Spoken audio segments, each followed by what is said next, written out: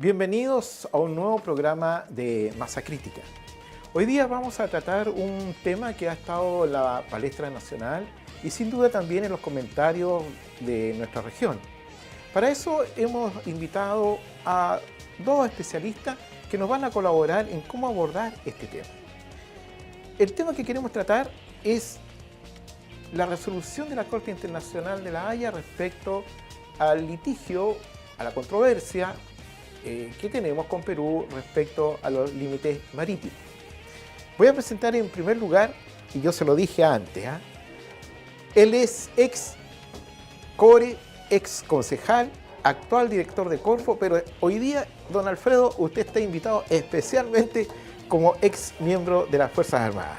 Alfredo, bienvenido nuevamente a nuestro programa. Muchas gracias por la invitación y bueno, este tema tan importante para la región de Tarapacá y con tan importantes contertulios, yo creo que le podemos dar una vuelta para anticiparnos a lo que va a pasar a lo mejor el día 27. Nuestro segundo invitado es un académico, doctor en sociología, con una vasta experiencia en estudios internacionales de la región. Me refiero a don Sergio González. Sergio, bienvenido, director Muchas gracias por del la invitación. Instituto de Estudios Internacionales de la UNAM. Así es. Y también contamos con la siempre habitual, permanente, estridente presencia de nuestro analista Cristian Zamorano, doctor en Ciencias Políticas y docente de la Universidad de Antofagasta. Estimados amigos, bienvenidos.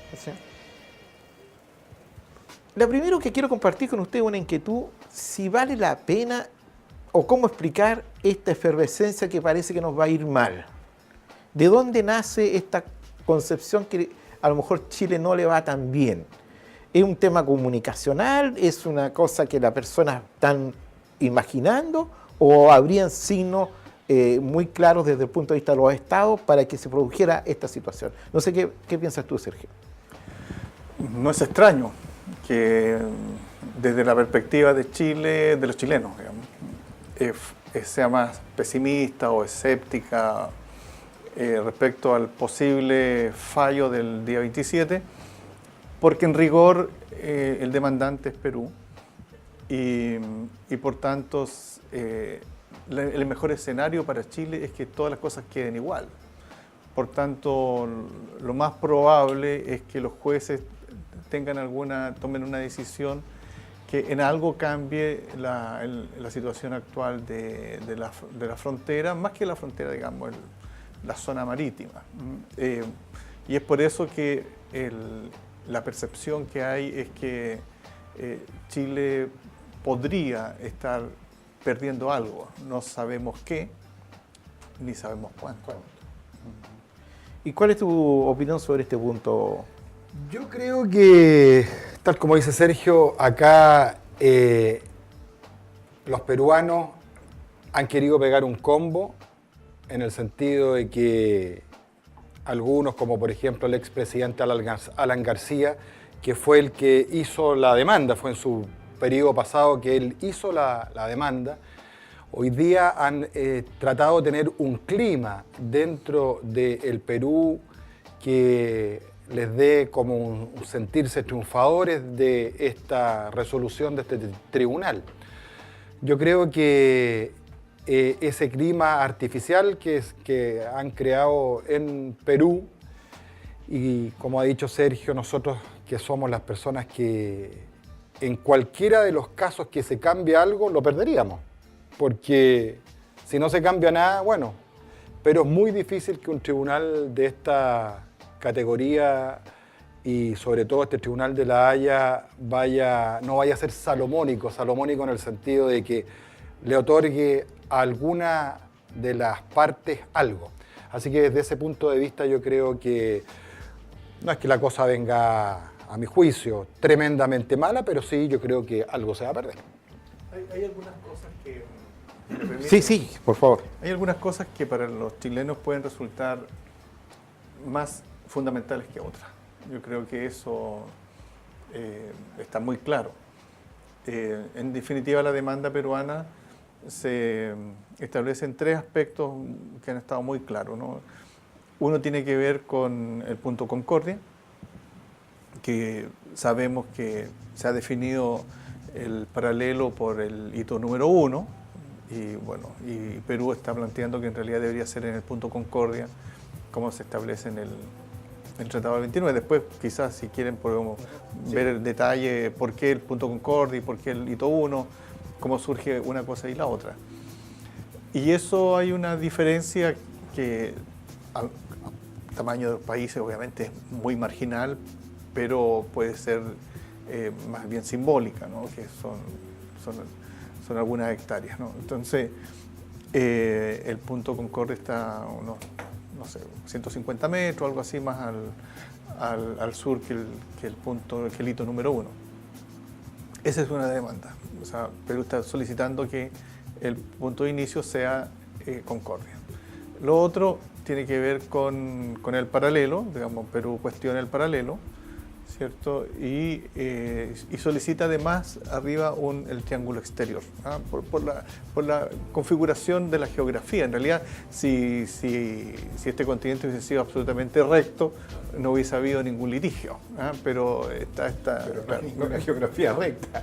No, pero Chile sí, en cierta forma, ¿no? Sí. ¿Cierto? Si hubiese continuado como esta misma línea de nuestro país, sin duda. Pero está este cambio, y justamente se produce ahí. Por lo tanto, está frente a Arequipa, por decirlo así, los 200 millas se superponen, y por lo tanto están solicitando este triángulo exterior, que para Chile es más o menos alta mar, ¿eh? Entonces, sin duda que de las tres demandas, de los 3 puntos, este último para Chile es el menos fundamental, ¿eh?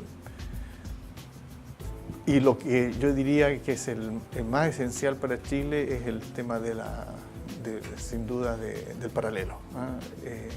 Por tanto, ahí es donde se produce y dentro del paralelo, que son 200 millas, hay una parte más esencial todavía dentro de las 200 millas, que es el mar territorial, que es la zona de pesca, qué sé yo, que estamos hablando de 12 o de 25 millas más o menos, que es una zona clave para Chile, aunque sin duda las 200 millas es lo que Chile piensa y considera que le corresponde por historia y por acuerdos.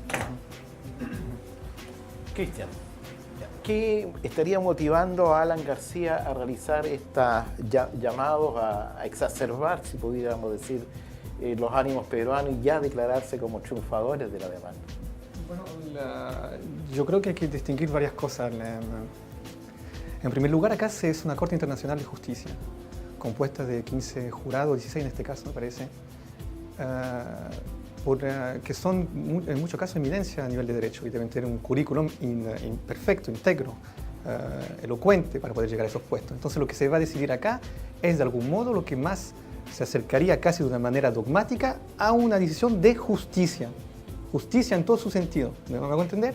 La cosa es que si hay una decisión de justicia, no veo por qué habrían ganadores y perdedores. Y en Perú hay un discurso como si la decisión de la Haya le es favorable, son ganadores y los chilenos serían perdedores. Yo creo que hay un riesgo acá de emplear ese vocabulario. Es decir, si hay una decisión de justicia, es justicia. No hay ganadores ni perdedores. En una guerra hay perdedores y ganadores. En este caso perdió Perú y ganó Chile. El asunto es que yo creo que hay un ambiente, como lo dice Bourdieu, un gran sociólogo francés, indicaba que la opinión pública, parece un resumen grosso, la opinión pública no existía, sino se creaba. En las encuestas de opinión quizás te orientan hacia la opinión. En este caso yo creo que se está hablando de esto como un evento deportivo, como un combate de boxeo, un partido de fútbol. Y yo creo que acá es peligroso eso, porque básicamente esto yo creo que es una buena oportunidad para la relación entre Chile y Perú, porque básicamente, ¿cuál es lo que nos reprochan nuestros vecinos? Y también incluyo a Bolivia. Es de algún modo encuentran ilegítimo la manera de cómo se hicieron las fronteras, lo que en sí se puede discutir de un punto de vista moral. Y quieren transformar esa discusión moral en una discusión jurídica. Si en este sentido partimos de una decisión de justicia, quizás el enfoque de nuestras relaciones internacionales van a tener un nuevo nacimiento. ¿Me hago entender o no? Si no partimos tanto hablando de la guerra del Pacífico, sino sobre una decisión de justicia rendida por una corte internacional, quizás podemos mejorar nuestra puede interrumpir porque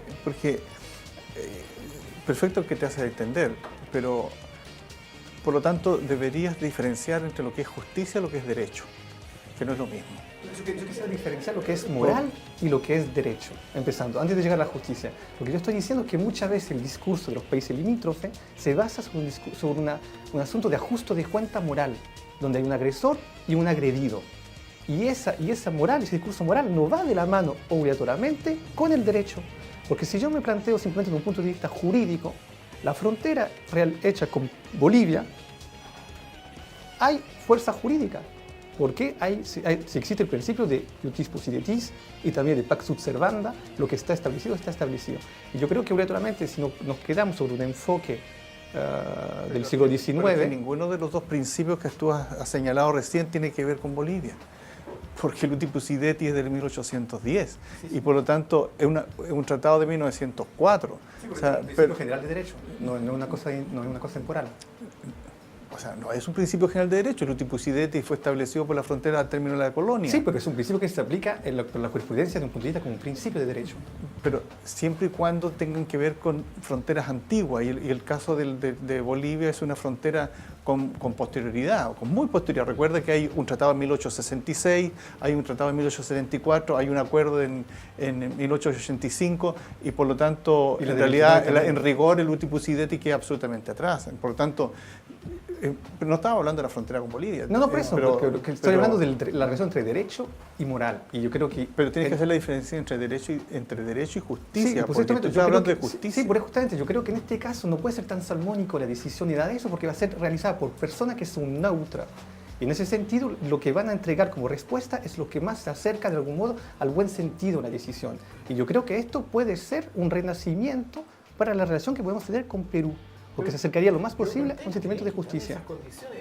No sé, yo quisiera centrar un poco mi participación a lo mejor en el ciudadano común. ¿En qué sentido? Explicar que esto nace el año 2008 por una manifestación de Perú, presidente Alan García, en Chile, presidenta Michelle Bachelet.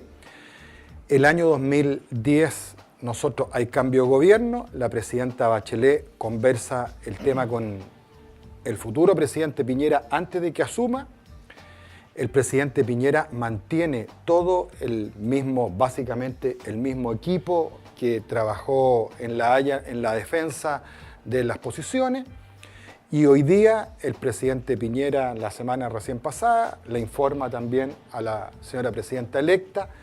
Entonces, desde el punto de vista interno, yo creo que no ha habido ni fisura, no ha aparecido, por lo menos en Chile, ningún afiebrado haciendo alguna elucubración que no sea de Estado, porque en Chile las relaciones internacionales las manejan los presidentes y así se ha hecho, y así este gobierno quiere que se siga haciendo a futuro. Y esto va a tener repercusiones, si bien es cierto es el 27 de enero, pero las repercusiones para el futuro gobierno están a 45 días de ellos asumir. Entonces, desde ese punto de vista, yo creo que nosotros hemos tomado esto como país en una forma prudente y creo que la ciudadanía tiene que estar tranquila, porque también muchos creen que esto puede desembocar en cosas, a lo mejor el ciudadano común que vaya más allá, porque no nos olvidemos que mal las relaciones entre Chile y Perú a través de la historia han tenido, y esta es una consecuencia de una guerra. Entonces, pero hoy día estamos viendo otro tipo de cosas en donde la solución que se va a dar, la determinación que se va a dar el día 27, los dos países han acordado acatarla para bien o para mal, pero han acordado acatarla y yo creo que la ciudadanía tiene que estar tranquila, que el Estado de Chile, hoy día con el presidente Piñera, en unos meses más con la presidenta Bachelet, va a tomar las decisiones más tranquilas en los tiempos que se dé. No sé, es una opinión. Sergio, ¿el Estado chileno ha tenido una política de Estado respecto a Perú o las políticas exteriores dependen de los presidentes? Sí, respondo de inmediato eso. Estoy muy de acuerdo con lo que aquí se ha señalado, excepto en un punto. Creo que además, quizás a lo mejor después podríamos relatar en términos de la importancia precisamente de la población, digamos, en particular de la población de frontera, que es la más afectada de esto, que es la que se afecta por las decisiones de los diplomáticos, ¿no?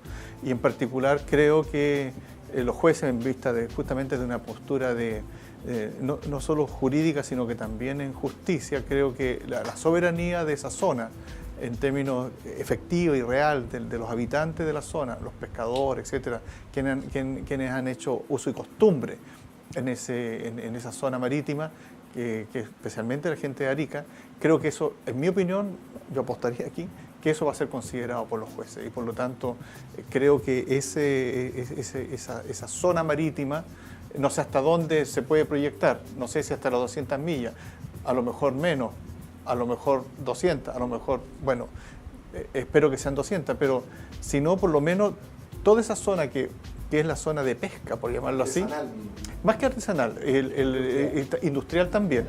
Creo que toda la pesca industrial y artesanal, que creo que se proyecta, no sé si son 25 millas más o menos, toda esa zona, sin duda, porque después ahí está la fosa, ¿no? Bueno, no conozco técnicamente bien esto, creo que esa es la zona económica, por llamarlo así, esto va a ser reconocido. Yo creo que eso como básico, dado lo que estamos conversando aquí.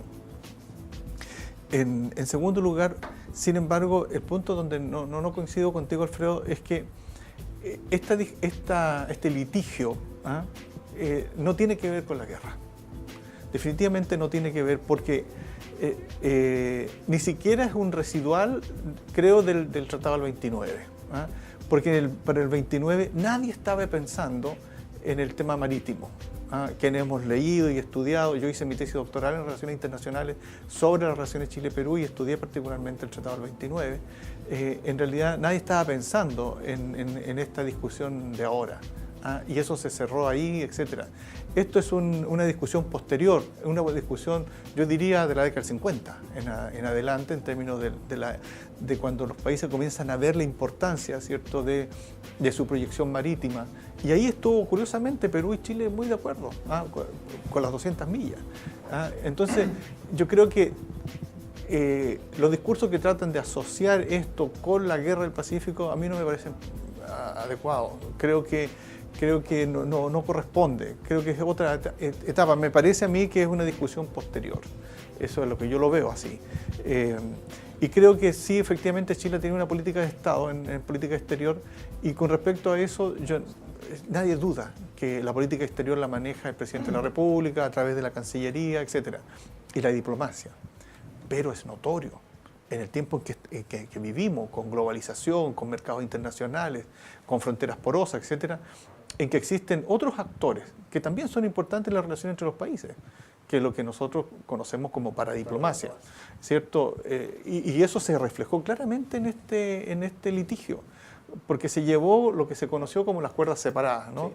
Y eso es reconocer que existen otros actores que también son muy importantes en las relaciones bilaterales y multilaterales, ¿cierto?, en la actualidad.